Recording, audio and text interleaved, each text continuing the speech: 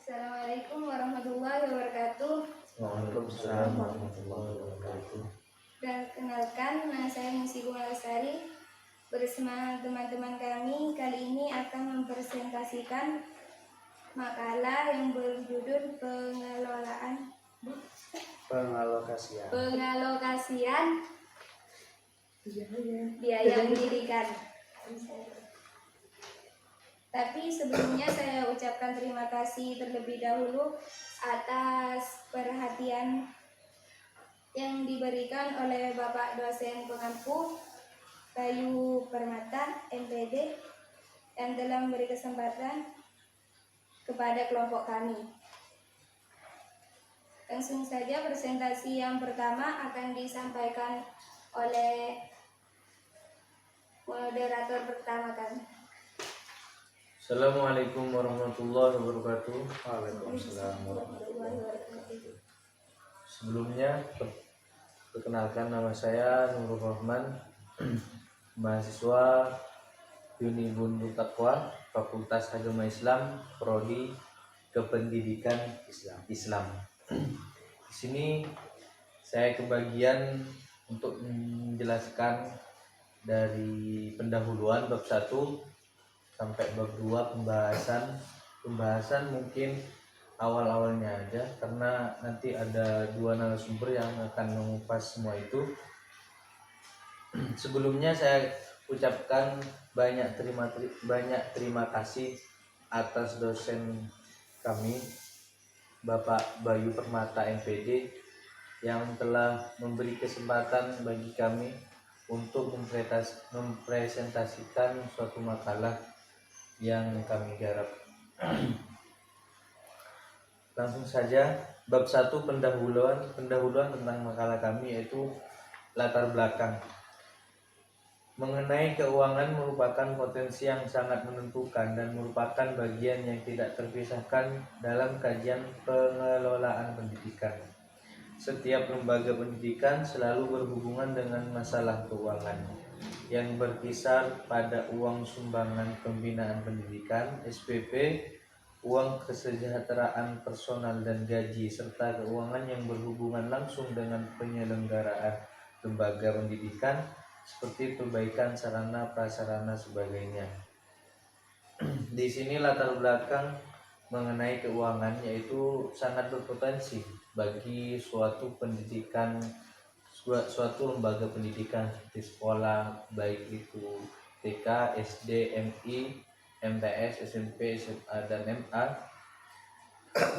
karena tidak bisa terpisahkan antara sekolah dengan keuangan. Setiap lembaga pendidikan selalu berhubungan dengan masalah keuangan. Pasti selalu berhubungan, entah itu baik dari sarana prasarana, baik itu dari sumbangan pembinaan pendidikan yang SPP yang sumbernya dari siswa, ataukah dari pemerintah daerah, baik kabupaten, pemprov, pemerintah provinsi, atau RI, seperti itu. Benar kan, RI? Kemenang. Dari latar belakang tadi, kita menemukan beberapa rumusan masalah, diantaranya yaitu 1. Bagaimana pengalokasian dana pendidikan dari potensi keuangan tadi atau dari pembagiannya, entah itu SPP atau yang datangnya dari pemerintah atau dari anggaran pendapatan belanja daerah APBD, itu bagaimana alur pengalokasian dana pendidikan tersebut. Rumusan masalah pertama seperti itu. Yang kedua yaitu apa tujuan pengalokasian dana pendidikan. Mesti kan ada tujuannya, entah dibuat apa, untuk dibagikan apa, atau untuk honor guru itu dibelikan apa, seperti itu. Yang terakhir, rumusan masalah yang terakhir yaitu bagaimana pengalokasian dana pendidikan nomor 20 tahun 2003 Sidiknas bab 5. Maksudnya ini mungkin undang-undang tentang pengalokasian dana pendidikan yang ada di di Indonesia ini. Langsung ke bab 2 yaitu pembahasan mengenai latar belakang sudah tadi, dari latar belakang menimbulkan rumusan masalah hingga bagaimana cara memecahkan rumusan masalah itu. Bab 2 pembahasan. Di sini ada beberapa poin yang akan disampaikan saya dan kawan-kawan, yaitu poin yang pertama tentang pengalokasian dana pendidikan. Pengalokasian adalah suatu rencana penetapan jumlah dan prioritas yang akan digunakan dalam pelaksanaan pendidikan di sekolah. Alokasi keuangan sekolah negeri atau swasta terdiri dari 1. Alokasi pembangunan fisik dan non-fisik. 2. Alokasi kegiatan rutin seperti belanja pegawai, kegiatan belajar mengajar, pembinaan kesiswaan, dan kebutuhan rumah tangga. Ada beberapa poin di poin 1 yaitu tentang pengalokasian dana pendidikan, yaitu dari pengalokasian itu tersebut di sini dijelaskan bahwasannya suatu rencana. Pengalokasian itu suatu rencana untuk menetapkan jumlah dari yang digunakan dalam melaksanakan pendidikan sekolah. Seperti ini. Seumpamanya sekolah itu mendapatkan uang dari jumlah SPP per bulannya sekian, dan dari dana BOS yang bantuan operasional sekolah itu sekian. Nah, di situ ada namanya pengalokasian dana, yaitu menetapkan jumlah keuangan itu dan memprioritaskan seperti itu, mengedepankan. Bagiannya kalau di swasta atau negeri itu ada 2, dari alokasi bangunan fisik dan non fisik. Penetapannya apakah ini uang sebagian untuk pembangunan fisik atau non fisik, pembangunan gedung atau bukan gedung, seperti itu. Yang kedua, pembagian ini akan ditetapkan kepada kegiatan rutin seperti PHBI atau lomba antar sekolah atau lomba antar kelas atau sebagainya. Bisa untuk pegawai di sekolah, anggaplah honor setiap bulan seperti itu. Bisa beli sarana prasarana, entah itu di kantor, entah di kelas dan sebagainya. Dasar-dasar yang dipakai untuk mengalokasikan dana pada unit pendidikan biasanya menggunakan komponen siswa, guru, dan ruang belajar. Nah, di sini ada beberapa komponen untuk bisa mengalokasikan dana tersebut. Di antaranya harus ada siswa. Yang kedua, guru. Yang ketiga yaitu ruang belajar. Ruang belajar meliputi kelas, sekolah, universitasnya sekolah. Kalau lebih mengerucutnya yaitu kelas, entah halaman sekolah bisa, entah lapangan olahraga bisa, seperti itu. Selain itu ada pula pengalokasian dana berdasarkan bobot tujuan-tujuan pendidikan, berdasarkan peningkatan angka partisipasi siswa, dan berdasarkan penggunaan rumus-rumus alokasi keuangan. Di bawah ini akan dijelaskan satu persatu tata cara pengalokasian dana tersebut. Nah, di sini ada beberapa macam cara untuk pengalokasian dana tersebut. Karena kalau ditinjau dari dasar-dasar 3 tadi akan ada tujuan lagi tentang peningkatan angka partisipasi siswa berdasarkan penggunaan rumus-rumus alokasi keuangan. Di sini ada berapa poin? Ada 5 poin. Ada 1, 2, 3, 4, 5, 6. Ada 6 poin untuk tata cara pengalokasian dana tersebut. 2 poin akan saya jelaskan, sisanya nanti ada teman saya 2 orang. Poin pertama tentang tata cara pengalokasian dana, yaitu pengalokasian dana atas dasar siswa. Tadi kan ada dasar di atasnya yang mengenai siswa seperti itu. Cara yang paling umum digunakan untuk pengalokasian dana pendidikan adalah mengalokasikan dana berdasarkan atas perhitungan banyaknya siswa yang terdaftar. Banyaknya siswa yang terdaftar di suatu sekolah dapat dihitung pada awal tahun ajaran, pertengahan tahun ajaran, atau pada akhir tahun ajaran. Di sini dijelaskan bahwasanya pengalokasian dana atas dasar siswa itu bisa mengalokasikan dana lewat siswa, seperti harus tahu dulu jumlahnya siswa. Bagaimana caranya? Input datanya di awal tahun, di awal pembelajaran.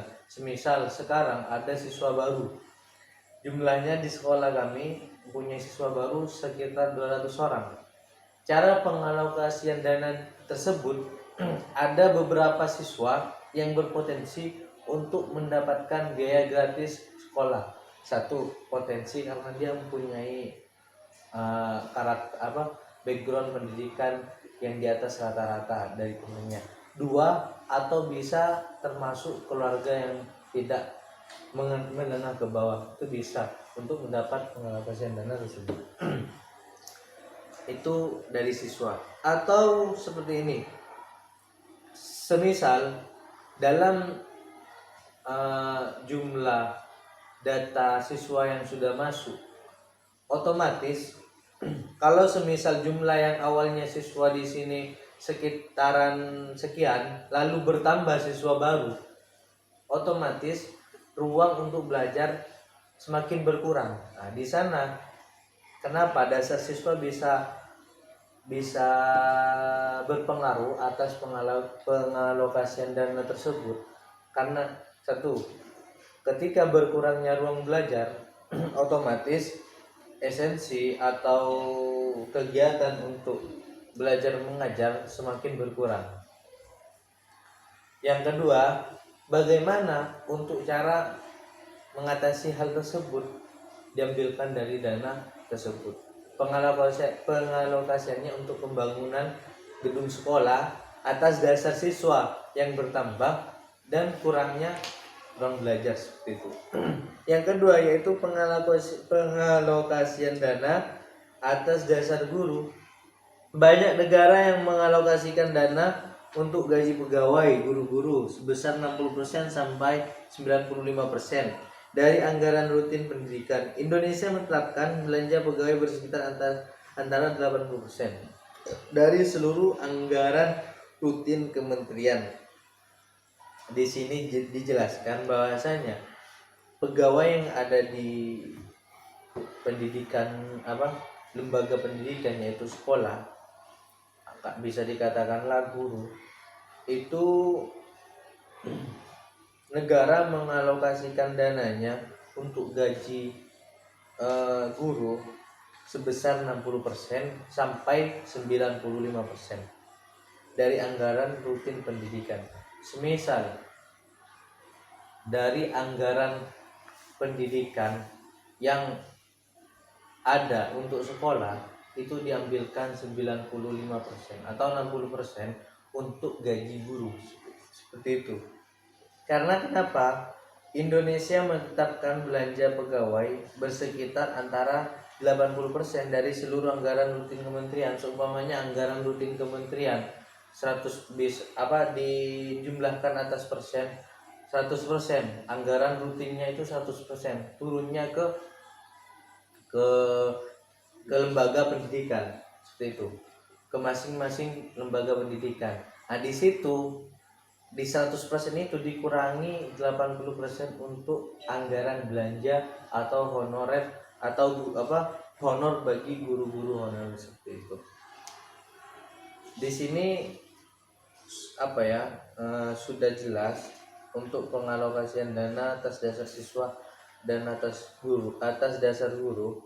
Yang selanjutnya ada pengalokasian dana atas dasar ruang belajar dan lain sebagainya yang akan disampaikan oleh narasumber kedua, yaitu teman-teman saya. Mungkin hanya ini yang dapat saya sampaikan. Kurang lebihnya mohon maaf. Dan saya akan sampaikan banyak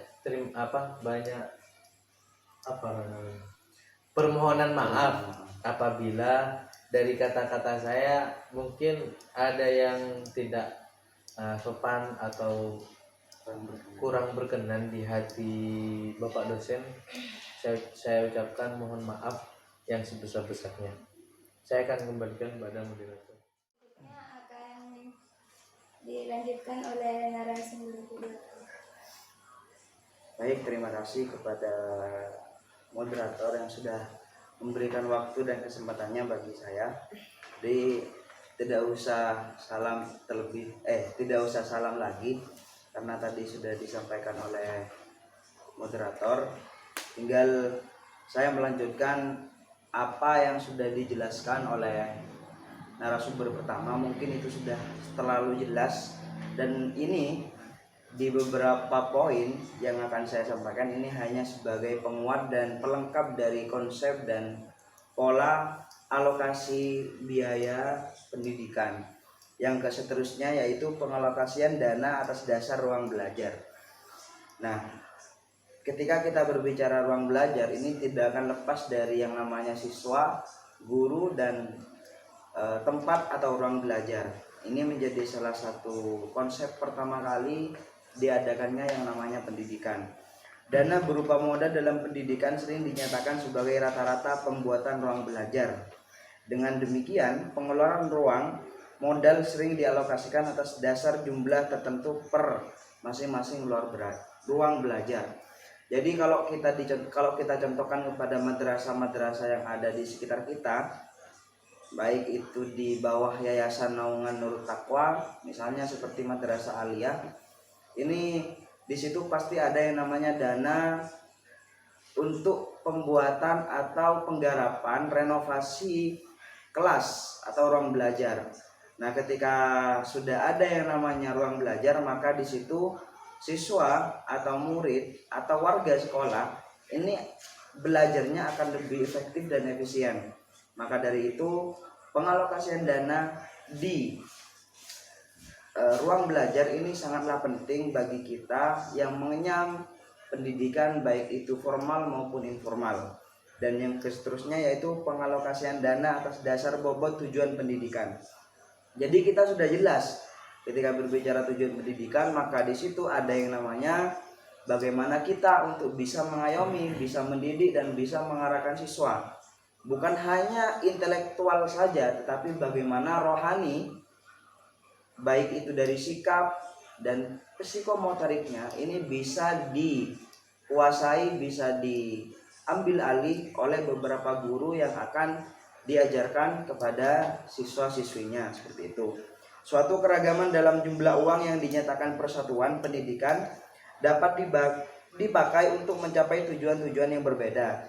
Misalnya, keragaman dalam jumlah dana yang disediakan dapat dicapai dengan melakukan pembobotan terhadap satuan-satuan pendidikan.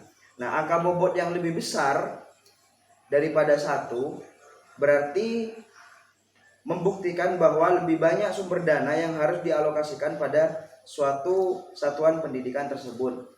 Nah, alokasi angka dana yang akan dikeluarkan jika ini lebih dari satu, maka sumber dana yang harus kita miliki, yang harus kita tarik, yang harus kita kenyam, yang harus kita rasakan, ini harus lebih banyak. Misalnya kalau kita contohkan, kita bandingkan persen per persen, 100%, maka kita untuk mengalokasikan dana sesuai tujuan pendidikan ini harus lebih banyak daripada di luar tujuan pendidikan. Misalnya 75% banding 25%, seperti itu. Dan yang seterusnya yaitu pengalokasian dana atas dasar peningkatan angka partisipasi. Angka partisipasi di sini ini dibagi menjadi dua. Pertama adalah angka partisipasi murni, dan yang kedua adalah angka partisipasi kasar. Yang angka partisipasi murni ini misalnya perbandingan antara jumlah siswa yang usianya itu dari 7 hingga 12 tahun. Dari 7 hingga 12 tahun atau 13 tahun. Nah, ini bisa kita contohkan dalam pendidikan sekolah dasar atau ya sekolah dasar ya, dari 7 hingga 12. Nah, di sekolah dasar ini APK atau yang dimaksud angka partisipasi murni ini adalah perbandingan antara jumlah siswa suatu jenjang pendidikan tertentu terhadap jumlah penduduk usia yang relevan dengan usia siswa pada jenjang pendidikan tersebut. Nah, kalau jenjang usianya itu 7 hingga 12 tahun, maka alokasi sumber dana yang harus kita miliki ini berdasarkan pendidikan sekolah dasar atau singkatnya yaitu SD, seperti itu. Nah, untuk perbandingan alokasi atau angka partisipasi kasar ini kita bisa simpulkan dalam kondisi-kondisi yang mungkin bisa dikatakan seperti ini ya, karena COVID dan lain sebagainya, maka rumus pembiayaan yang semata-mata didasarkan pada keadaan siswa di sekolah itu tidak dapat mengatasi pembangunan pendidikan pada wilayah-wilayah yang angka partisipasinya rendah.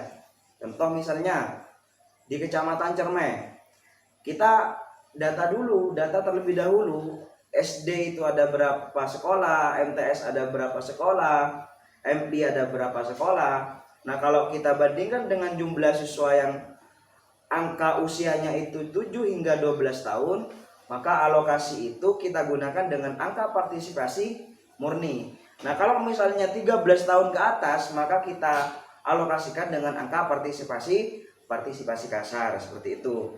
Nah, oleh sebab itu, dalam pendidikan yang alokasinya itu berasalkan peningkatan angka partisipasi, harus ada modifikasi rumus sehingga alokasi dana sesuai dengan kondisi setempat, dan itu bisa makin banyak dana yang disediakan untuk daerah-daerah pedesaan yang angka partisipasinya rendah. Misalnya contoh di Solor itu kalangan-kalangan yang bisa dikatakan pelosok atau desa-desa terpencil.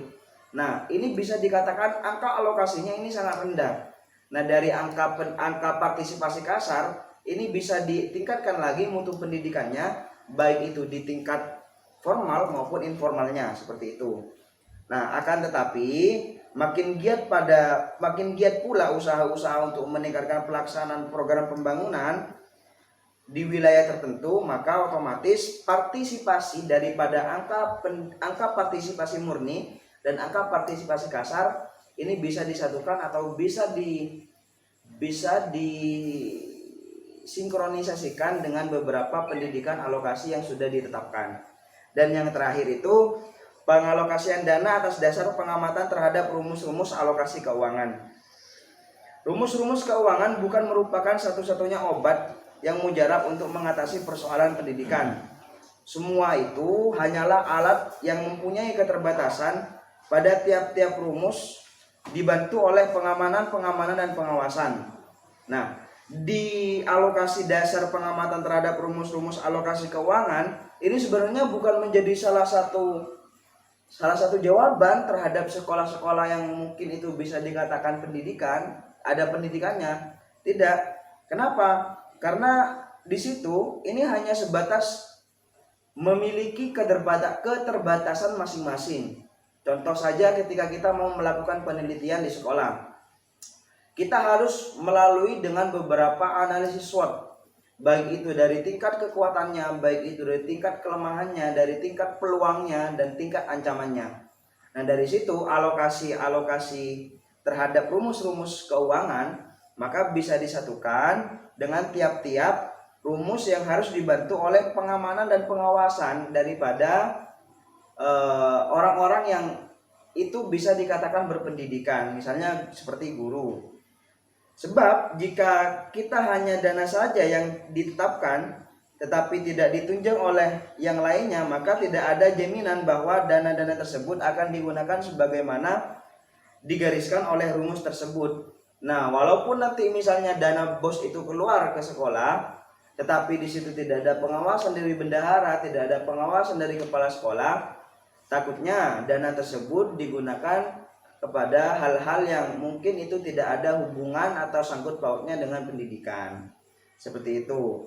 Dan rumus-rumus keuangan hanya dapat dipakai bersama dengan tindakan-tindakan lainnya. Nah, rumus-rumus keuangan di sini, alokasi dana keuangan di sini yang disebutkan di poin F atau poin 6 ini berdasarkan dengan kesepakatan dan ketentuan serta pengawasan-pengawasan dari pihak pendidikan, dari pihak sekolah. Misalnya ada pengawasan yang seperti saya sebutkan tadi dari bendahara, kepala sekolah dan lain sebagainya, seperti itu. Dari keempat poin ini sudah menjadi salah satu dasar, salah satu pola untuk bagaimana kita meningkatkan mutu alokasi dana pendidikan yang ada di suatu pendidikan baik itu formal maupun informal, dari tingkat SD, MI, MTS, SMP, SMA, MA, SMK dan lain sebagainya. Seperti itu. Mungkin hanya ini yang bisa saya sampaikan Pak Bayu. Kurang lebihnya jika ada kalimat atau kata-kata yang kurang berkenan di hati panjenengan, mohon maaf sebesar-besarnya. Saya kembalikan lagi kepada moderator. Terima kasih. Ya, mungkin hanya itu saya yang bisa disampaikan oleh narasumber kedua kami. Berikutnya langsung narasumber terasa. Terima kasih. Untuk selanjutnya saya sedikit menjelaskan tentang tujuan pengalokasian biaya pendidikan. Melalui kegiatan pengelolaan keuangan, maka kebutuhan pendanaan kegiatan sekolah dapat direncanakan, diupayakan pengadaannya, dibukukan secara transparan dan digunakan untuk membiayai pelaksanaan program sekolah secara efektif dan efisien. Tujuan pengelolaan biaya pendidikan diantaranya meningkatkan efektivitas dan efisiensi penggunaan keuangan sekolah, menjamin agar dana yang tersedia dipergunakan untuk harian sekolah dan menggunakan kelebihan dana untuk diinvestasikan kembali, meningkatkan akuntabilitas dan transparansi keuangan sekolah, memelihara barang-barang aset sekolah,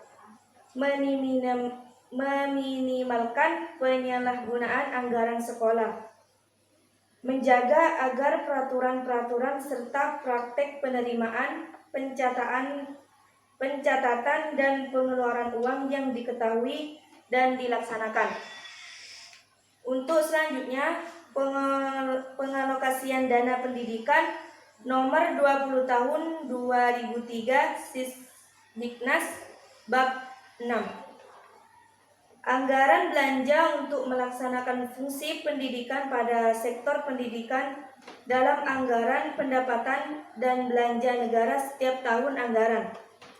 Sekurang-kurangnya dialokasikan 20% dari belanja negara dan daerah.